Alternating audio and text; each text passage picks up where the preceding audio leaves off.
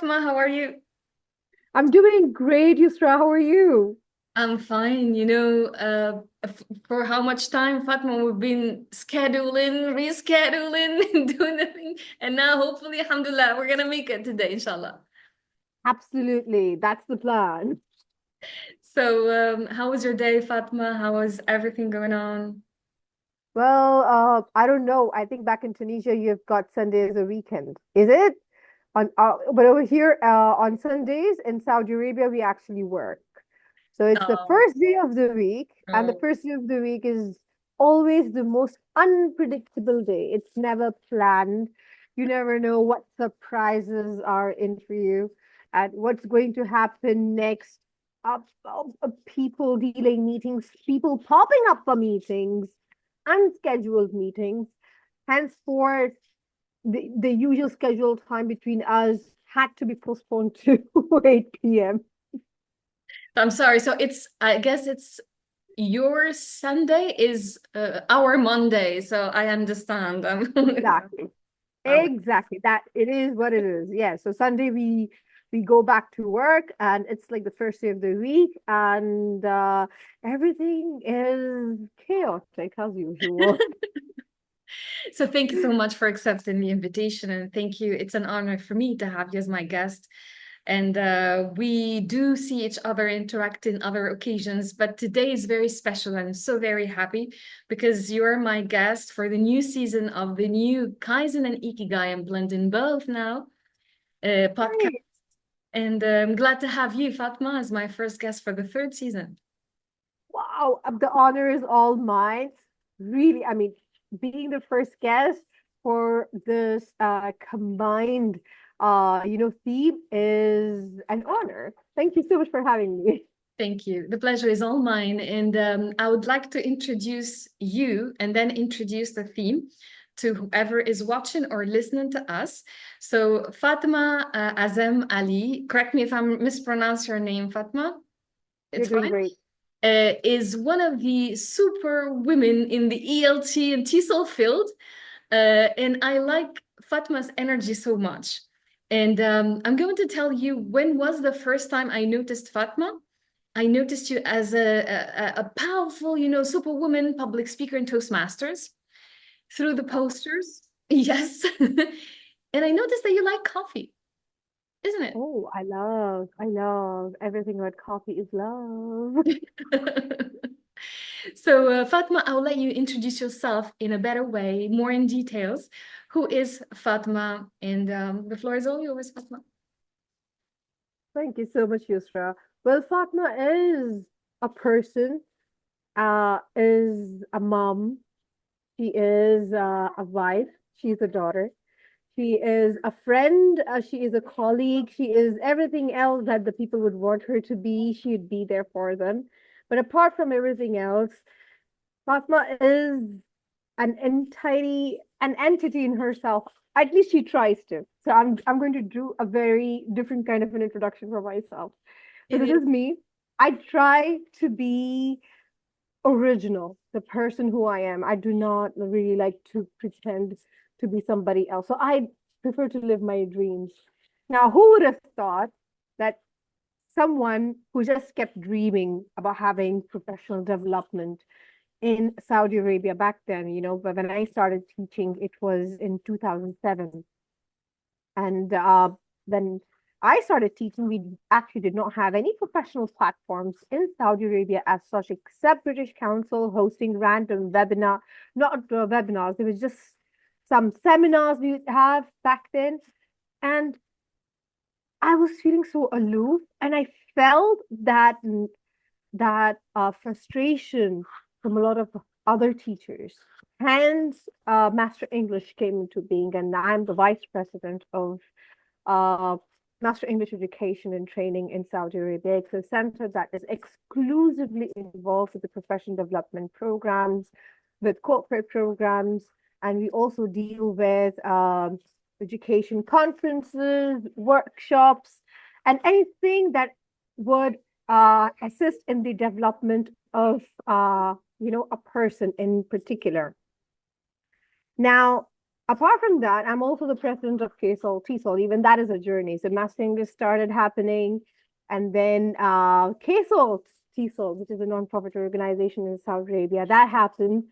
I would have never dreamt that I would be the president of this amazing organization that actually ignited so much of energy, so much of professionalism in me. I finally figured, okay, there is somebody here who is actually looking after teachers' well-being.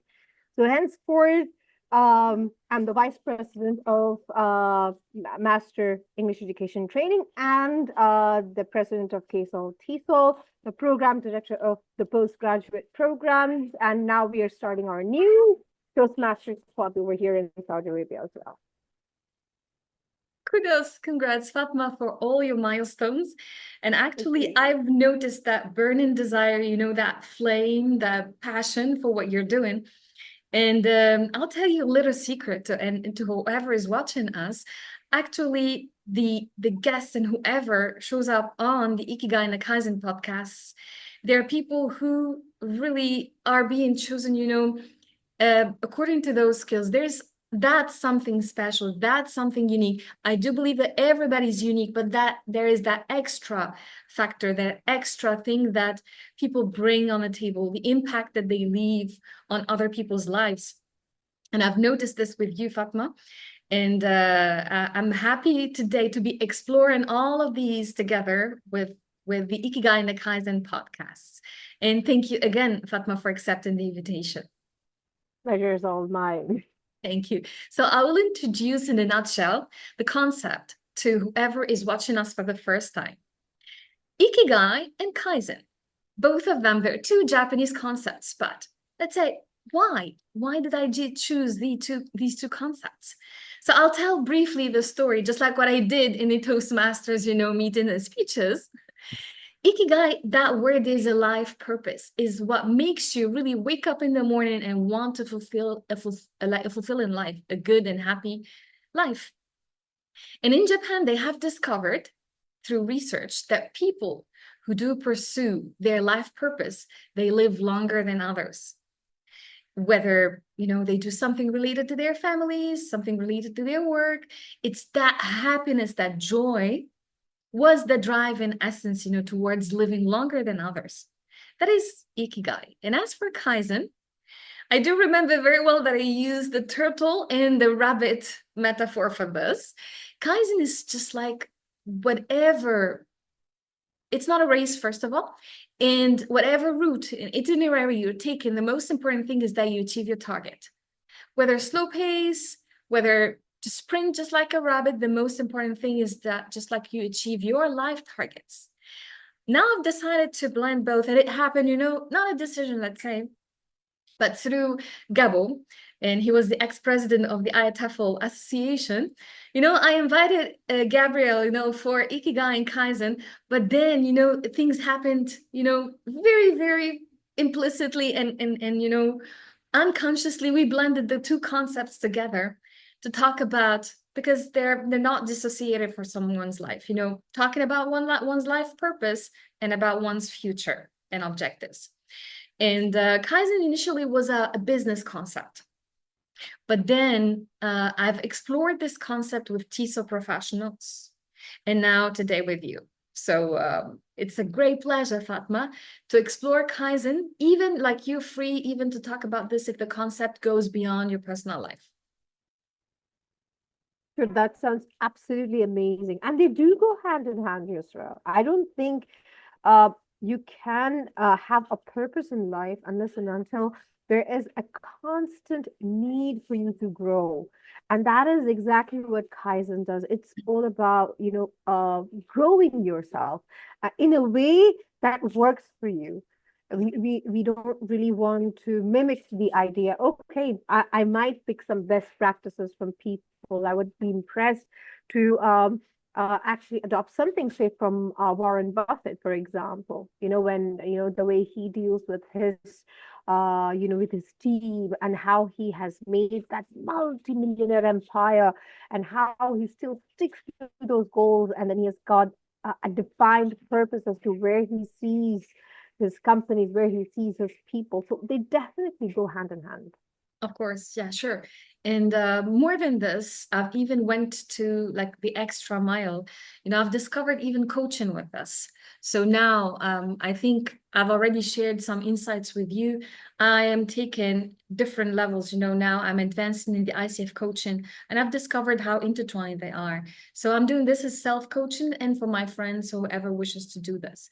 So let's start with Fatmah. And I really, Fatmah, appreciated, all the introduction about Fatmah, the wife, the daughter, um, the sister, the friend, Fatmah.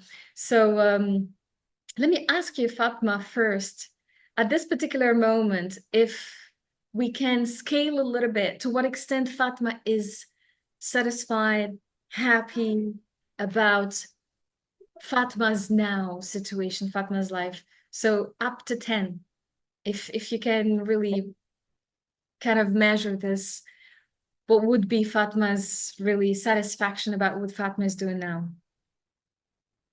Okay, on a scale of 1 to 10, if I were to rate how happy I am or how satisfied I am, I would I would put an 8 comfortably, because I feel that I should be full of gratitude. Now, why I leave those 2 points are very interesting, because those 2 points allow me to explore. Those 2 points allow me to understand, okay, what is it that I need to take on the next level, right? Many a times I have come across people who do so much, but they're never happy, Mm. right? So why is it that they're never satisfied, right? It was a sense of gratitude. So once we are grateful for whatever happened, for all the for all the bad things or for all the good things, and being thankful to Allah subhanahu wa ta'ala for whatever He has blessed, and wherever I am today, wherever you are today, that sense of gratitude brings about that satisfaction. When there's no sense of gratitude, that is when the element of satisfaction is absolutely missing. That is when people say, well, you know what, I would just scale myself. If I were to think like what most people do, they would say, okay, maybe a 5, I still have a lot to do. But Yeah. then there's a lot we have to thank for first, isn't it? So gratitude opens doors to what I say are opportunities for growth and development. So that's like the first step. So in terms of satisfaction, I am at an 8. I'm very happy. I'm full of gratitude with whatever has come through my way, and I'm amazed, sometimes surprised, sometimes I'd say truly grateful, very much grateful for the people who have their trust in me, who feel that I can do something for them. Even if it's that one person who says, Ms. Fatmah, you have actually managed to change my life. I've never thought that I could be this person. I could have never imagined, but you made me dream. That's it. You just made it one little difference. Even that one little difference on a scale of 1 to 10 would bring me to a happy 10 easily. Thank you so much for this great answer. Actually, that was what I was expecting from you as an answer, Fatmah. In gratitude, if ever would be defining this word, Fatmah, how would Fatmah define the word gratitude? In Okay, now this is very interesting. Yeah. Very, very interesting. In my own words, for me, gratitude is being thankful for all the blessings with what I've been blessed, and not as well. Anything that I've not been blessed with, I'm happy with that. And everything I'm blessed with, I am very, very happy with that. Because I know God has planned something special for each and every person. If I have been asking for something and Allah subhanahu wa ta'ala has not given me, it's for a very good reason. And there is a hikmah behind it. There is a wisdom behind it. I would definitely not challenge that. I would definitely not challenge that, but rather live with it. And I would say, Alhamdulillah, maybe that was in the best interest of me. So that for me is gratitude. Gratitude is not just being thankful for what I have. I'm not a multimillionaire, though my father is, let me tell you that. But I prefer to be a self-made person, Yeah. right? So if I'm going to be looking at that, at that aspect, it's not about money. It's not about how much material wealth you possess, how many degrees in terms of qualifications you have. Even then, Yeah. having tons of those, that doesn't matter. What matters is what you feel from within. Are you happy? Even with whatever Allah subhanahu wa ta'ala has blessed you. And you can be the most happiest person in the world. I want to be that person. Even in small little things, that should give me happiness and that should be my world. Alhamdulillah, so far so good. Alhamdulillah.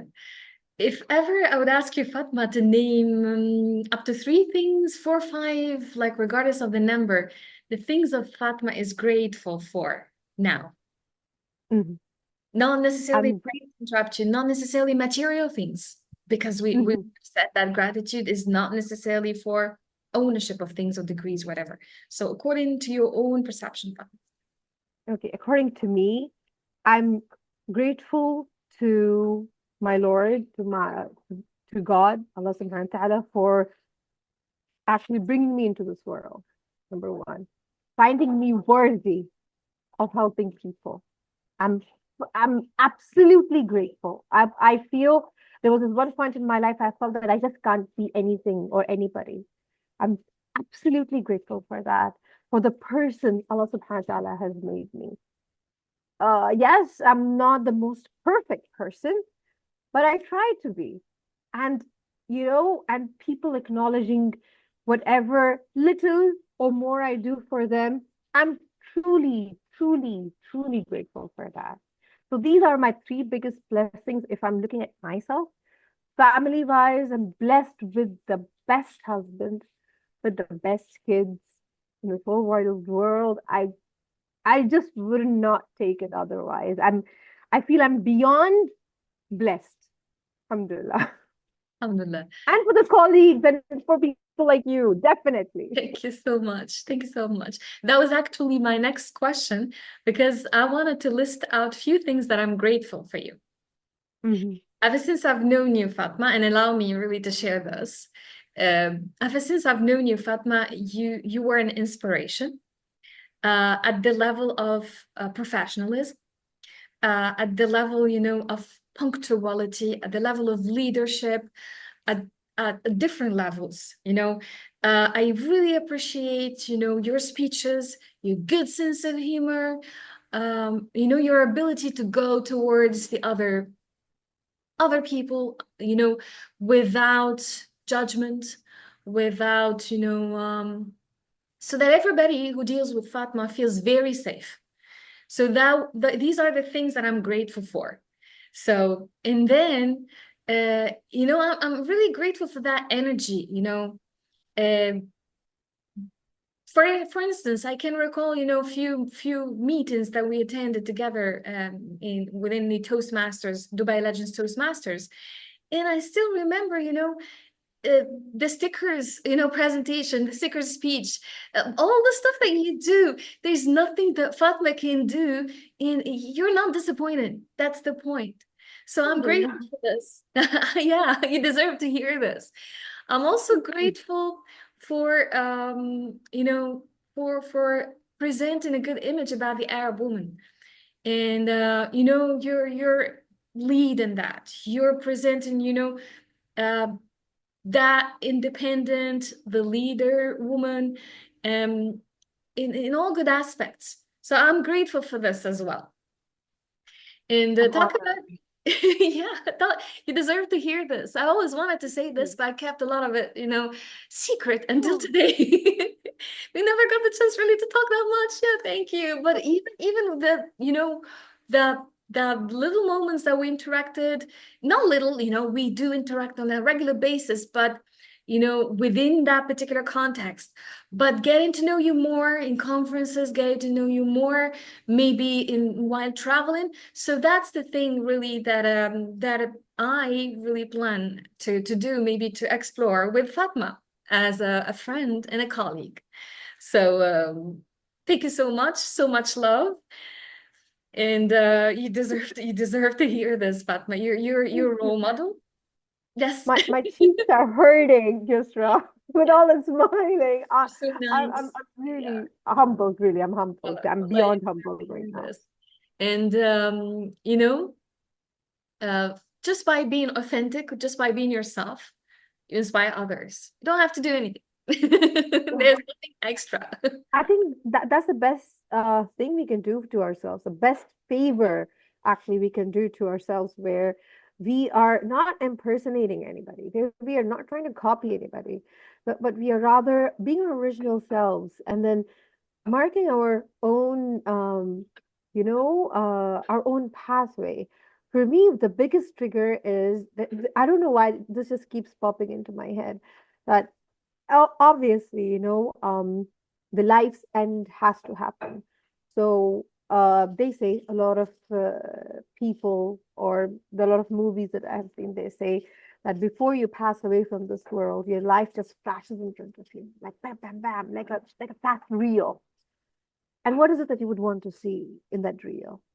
And if it is something that involves hurting people, that involves a lot of toxic energy, a lot of negativity, a lot of every bad thing that people can imagine, then there's no point, right?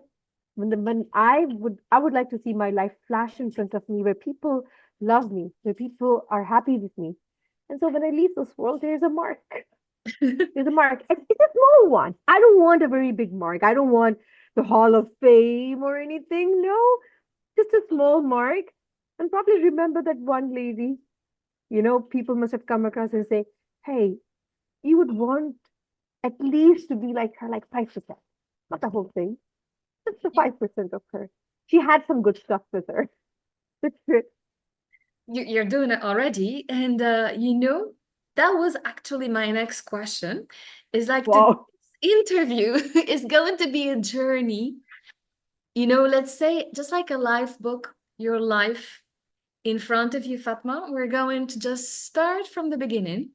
Start with the younger self of Fatma. Mhm.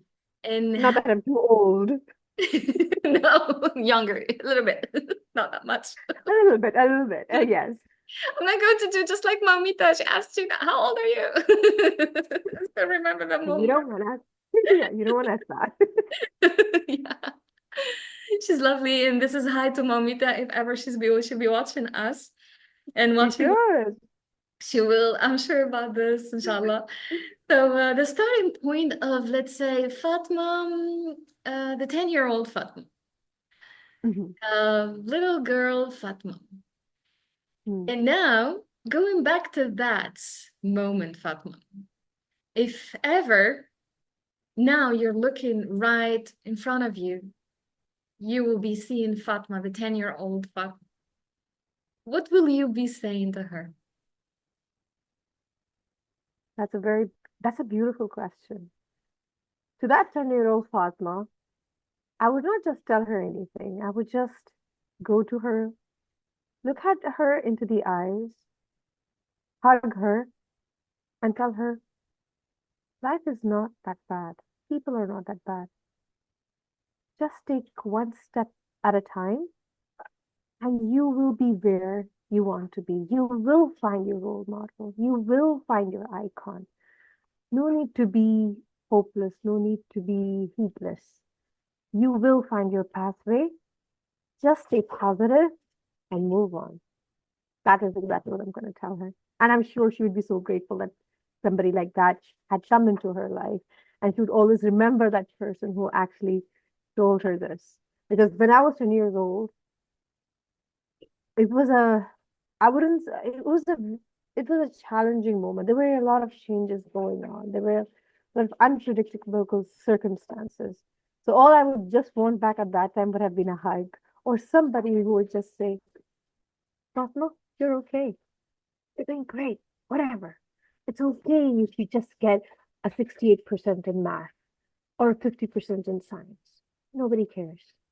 What matters is who you are, and what you love doing.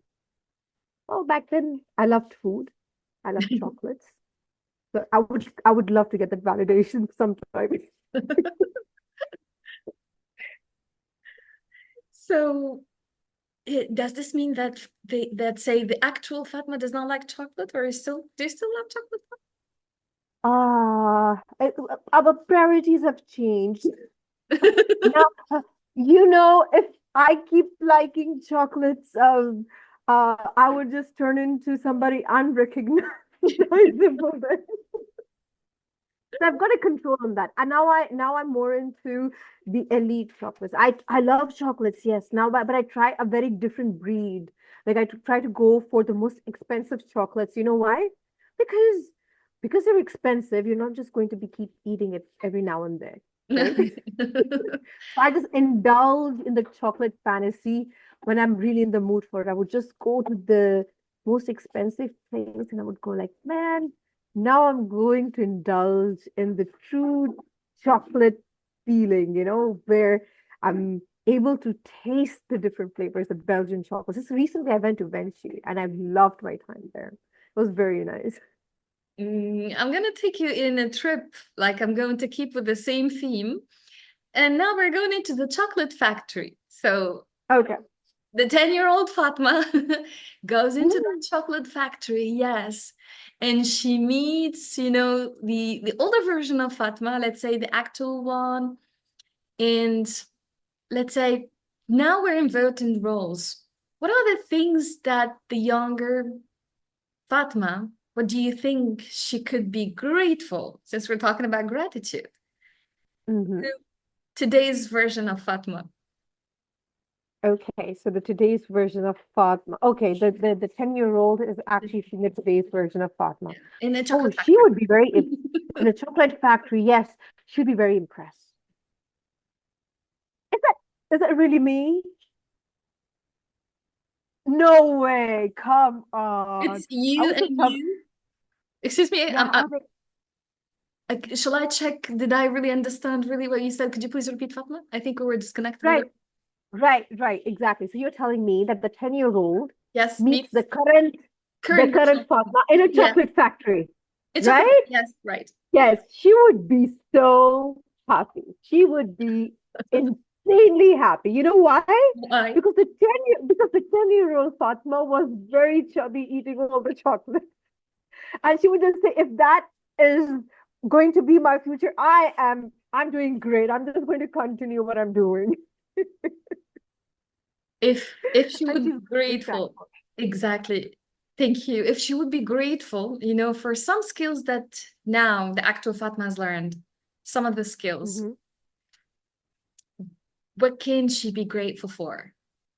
So let's say the younger Fatma, she's grateful for the actual Fatma. Okay, the younger one is grateful for the actual Fatma right now. With the confident person that she has become, that would be something she would be insanely crazy about when she's going to see the other Fatma, what she has become, how she faces not just the difficulties in her life, but her fears, and how she translates problems into opportunities. That is something she would definitely be grateful for, because back then everything just seemed so, I would say, very much she was helpless. She never thought, that things like this could have happened, or I would transform into this particular person. So she would definitely be grateful for the person that I've become. It's like, okay, that's one confident, strong woman, and I'm really grateful for that. Okay, to become that kind of a person. Yes. Yes, exactly. And Fatma, talking about, your younger self and your actual self, and do you consider Fatma now, Fatma that has achieved, I don't want to be this to be a closed question, so I'm going to change the structure. So, what kind of milestones did you achieve until now? Those you have set before, up to now. So, Okay. yeah. So, when talking about milestones, my biggest milestone is yet to be achieved, and that is to get my EDD degree. There's more to that. There are personal milestones and the professional milestones. Amongst the professional milestones right now, My biggest milestone is to achieve my EDD degree. But whatever has happened so far, from getting into the world of professional development and uh, creating a center that is exclusively for professional development for educators. That is a second milestone. Getting the awards from the Middle East organizations as one of the top education centers. That is something that I have achieved. Bringing postgraduate programs and making those beautiful dreams come true of our fellow teachers and educators to go even and study abroad and get that kind of an exposure. That is a milestone. Bringing them experiences from abroad, the experts from abroad, and bringing them here and taking them also abroad to experience those beautiful educational journeys. That is a milestone that I have achieved so far, and I aim to continue. And there are many more. I would like to meet Prince Mohammed bin Salman. That is on the top of my list.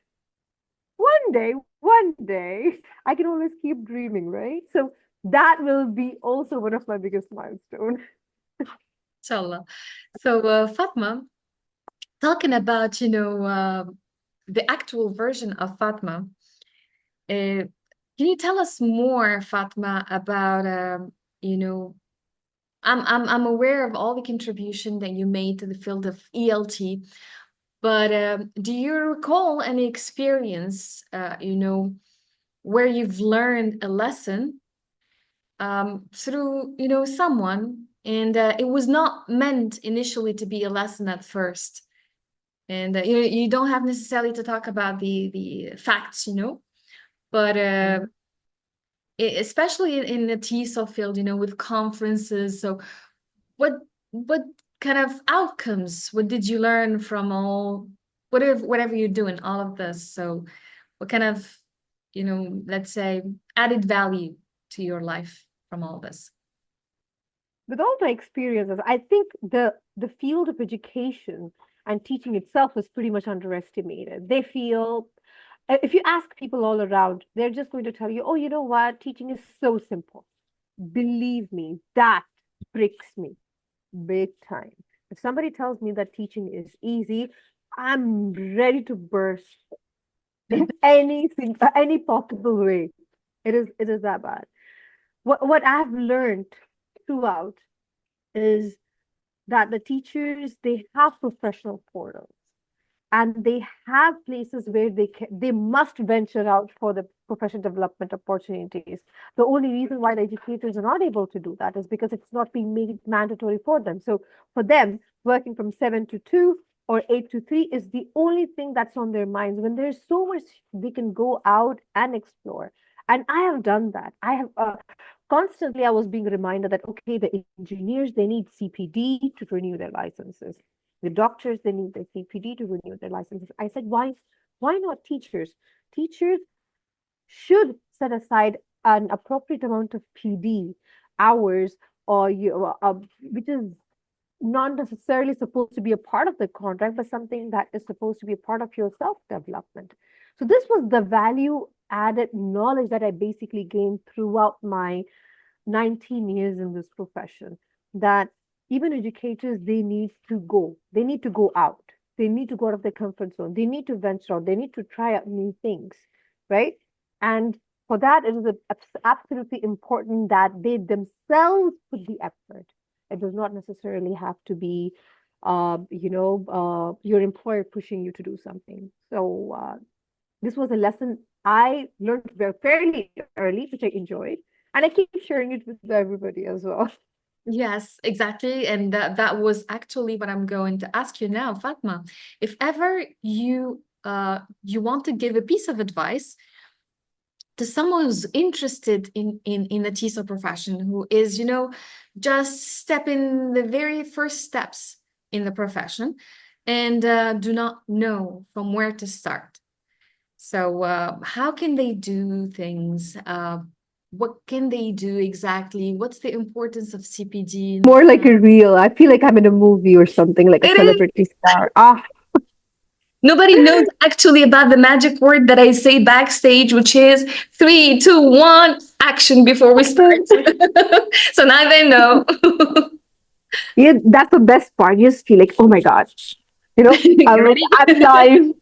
I'm live. Now, with respect to your question you've just asked, for a new English language teacher, or somebody who is not just pursuing their goals for language teaching, or rather any subject as well, it is very important that they recognize and do something that is unique, develop their own USP, which is very important for me. When I have my candidates coming over to me and they get trained at our center, I tell them, why do you want to chase everything? What other people are chasing? Right? Okay, that same prep language teacher, you would be so easily replaced. Build a USP for yourself, a niche, specialize. And I give a very good example to my trainees. I tell them, you go to the hospitals. All of us, we go to the hospitals for some need or the other. Okay. So you've got two kinds of doctors when you go to the hospital. You've got the general physicians and you've got the specialists. Yeah. Who do you pay more? Yeah. Who do you pay more? Regardless of the nationality. Let's just not get into that, but regardless of the nationality, you pay a specialist. Specialist. For Yeah. a specialist, exactly. For a specialist, nationality is never the cause of concern, right? They are looking at the credentials, what the person is actually skilled at. So our ELT professionals or our educators, they must actually explore, what they should uh, what they should do when it comes to niche specialization, right? And then they should have the unique USP. What are their goals? Who do they target to teach? And it does not necessarily mean that if you're a teacher, you should be teaching in schools. No. Now there's so many different places. Now the corporate companies, they hire language trainers. There are event management companies. There are hospitals where, doctors where they need a trainers, English language trainers, not just to refine their English language teaching skills, but for communication skills, for OET standardizing. I mean, the opportunities are limitless. Why limit yourself towards one position? You don't have to. But in order to reach the other positions, they need to actually understand what is it that they actually need when it comes to CPT and trainings. I love being a part of the standardized testing system and the corporate training. I love both of them. Uh, Even though I hold a Trinity diploma in TESOL, a master's in TESOL and everything else, I actually felt the need that, okay, I must specialize in getting some business, qualifications. So I'm working on my MBA right now. Hopefully by next year it should finish. So I'm equipping myself with those basics because I should know the audience who I'm approaching or who I'm targeting for my future goals. I mean, they should be aligned together, and I should know their field too. Which is why I'm loving the corporate world even more, because there are new challenges. I've worked in the education field, yes, for so long as I can remember, and I will still continue to work, right? But we have to go somewhere. And it should be in different ways. It should be different ways, and it should be exciting. It should be something that gets that adrenaline rush that makes you get up in the morning and say, "Bring it on! I'm ready for another challenge. I really need to learn this." So as long as you're having that kind of a goal, your CPD, your courses, your aims, everything becomes a lot more easier. But you've got to think outside the box when it comes to the opportunities. Any English language teacher or trainer, please think outside the box. You do not have to stick to a school. You do not have to be in a college. You do not have to be at the university or a random institute. No. See where people would actually utilize your skills, where they would actually need you. And I have seen people in so many different contexts. I've worked for hospitals, I've worked for event management companies, I've worked for big chemical companies, commercial giants, and that are in the United States. When I was living in Dubai, I mean, they recruited me for their client companies to train them for business English. I mean, like, wow. I mean, when I'm doing all of this, I know, okay, I've done this, I've done this, I've done this. the field of English language, training or ELT in itself is so vast, is so so much full of opportunities. They just need to go out and explore. This is the tip. This is something of an inside thing. Usually, I tell only my teachers who get trained through me. But I think the word needs to go out. Please branch out to yourself. Never limit yourself to a certain workplace or a certain, just because you want to be in that comfort zone. No, you Exactly. have to take risks and you have to explore. Exactly, Fatma. And on the importance of lifelong learning, if I may ask you, Fatma, and please correct me if I'm wrong. So, Fatma, you do believe that it's really essential for teachers and for everybody to go through the journey and learning more and more. So, if ever I'll be asking you now the question, Fatma, what do you think are, let's say, not the lessons learned, but things that Fatma might be learning in the near future? So, are there things, Fatma, that you maybe plan to learn on the next maybe 5 years, 10 years? And what are they, please? Okay. You just gave me a goal right now a while ago. I said looking at you, Yusra, I would definitely consider doing that coaching certification. I see myself doing that. Definitely, definitely, definitely, because this is something my field also requires me to do. I believe as educators, it's important for us to be equipped with with the skills of mentoring and coaching. And it is very hard to find great coaches. That is the need of the hour, where we are helping our fellow teachers towards, emotional, social well-being, and all of those different aspects. Uh, Furthermore, if I were to look at myself and learning more, I would love to learn more about the uh, yes, I am into accreditation and quality assurance. But if there's something that really ticks my mind now, it is the quality assurance and how it has expanded greatly, and how also it is very interesting. There's something on my list called as the Six Sigma Black Belt certification, where you have all the belts to take, and you have got the PMP programs. How are they linked to education? For somebody like me who is in the field of who is the head of a center, and usually whenever I get projects, I'm leading the projects.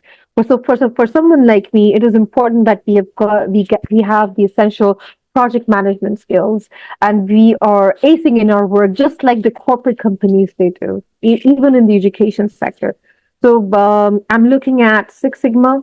I'm looking at PMP. I'm looking at coaching. I'm looking at that DTM title in Toastmasters, which is supposed to be Yes. coming up next year. 2025 is going to be my year. Inshallah. A new baby at DTM too. Inshallah, all the best, inshallah, Fatma.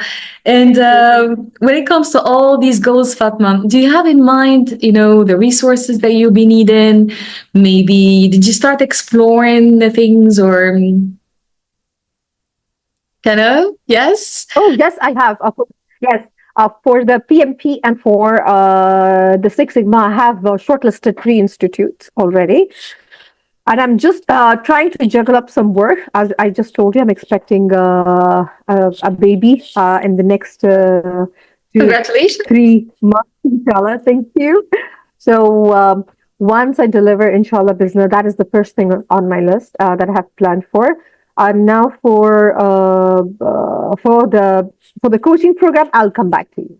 For Oh, sure, I'm coming back to you. they're I'm different. gonna ask you. I was like, where are you doing the certifications from? Teach me, tell me, It's counsel me. Of course, I'll be glad, to facilitate this experience from you. Actually, what I'm doing is according to the International Coaching Federation, and I really appreciate every single learning moment that I had with the team and with the community that I'm learning with in my country, Tunisia. And this is a big hi and hello to everybody who's watching us. So, Fatma, inshallah, I'll be waiting from you to tell me, on, the progress on these different milestones, inshallah, in the future. And please keep on shining. You inspire everybody just by being yourself. And thank you so much. Would you like to add something, Fatmah, before we wrap up and we close the podcast episode? Well, I would just like to say I'm truly honored and for beautiful questions. I've been to several interviews, be it television, be it online, be it on radio. Yes, I have appeared on all of them mostly, but this by far, your interview by far, has been my best experience. And I'm really looking forward to sharing more of my experiences with you as I keep achieving my goals. So let's keep the Ikigai and Kaizen alive in our lives. Yeah, sure. Of course, you're always welcome. And I'm really so impatient to know how things really will unfold, inshallah, for you. All the best, Fatmah. And yeah, so if you agree with your permission, of course, we can really close the session today. And really thank everybody who really followed us, watched or listened to this podcast episode. And we look forward to your questions, to your comments, to your suggestions. Everything is welcome for the Kaizen and Ikigai podcasts. And I'm really blessed and honored to have you as my first guest for the third season. Thank you so much. And to everybody watching us, goodbye. Bye.